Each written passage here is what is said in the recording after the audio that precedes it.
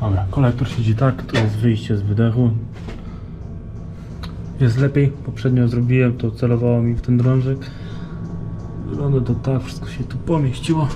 Jeszcze dopatrzyłem, że jest taki problem, że ten drążek kierowniczy jest bardzo blisko skrzyni i przy maksymalnym skręcie on się cofa do tyłu i opiera się delikatnie o skrzynię. Nie o skrzynię, tylko o miskę olejową. Będę musiał gdzieś go albo podgrzać i go po prostu ugiąć, tu odgiąć go w tamtą stronę, żeby poszedł do przodu i wtedy nie będzie problemu. Nawet zauważyłem, że jak się mocno skręci, jak się oprze, to delikatnie silnik chce unosić do góry. Ale trudno. Lecę dalej z wydechem. Gdzieś go tam pociągnąć do końca.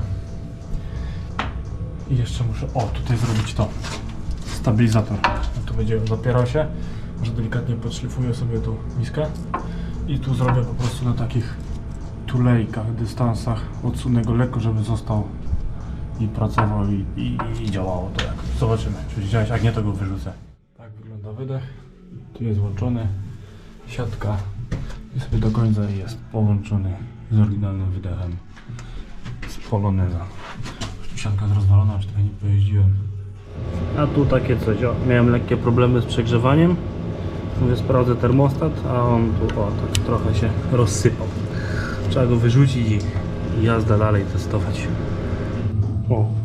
A taki sobie wymyśliłem filtr powietrza. Zwykły oryginalny, obciąłem sobie po prostu tutaj, tu są zapinki, tu trytytka, tu są połamane uchwyty i położę go normalnie w to, wsunę i swoją rolę będzie spełniał.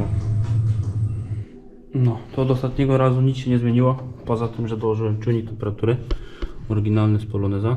Tu tak troszeczkę chamską masę musiałem podać. I ominąłem pompę wspomagania krótszym paskiem. Tu macie numer paska, jakby ktoś chciał. Musiałem ominąć pompę wspomagania, bo jeździła bez oleju i bez płynu. I tak się zacierała, że normalnie silnik dostawał dęba. Tak pasek kwiczał, nie szło go w ogóle ruszyć. I ominąłem sobie ją i działa. No i od ostatniego razu nic się tu nie zmieniło pod maską.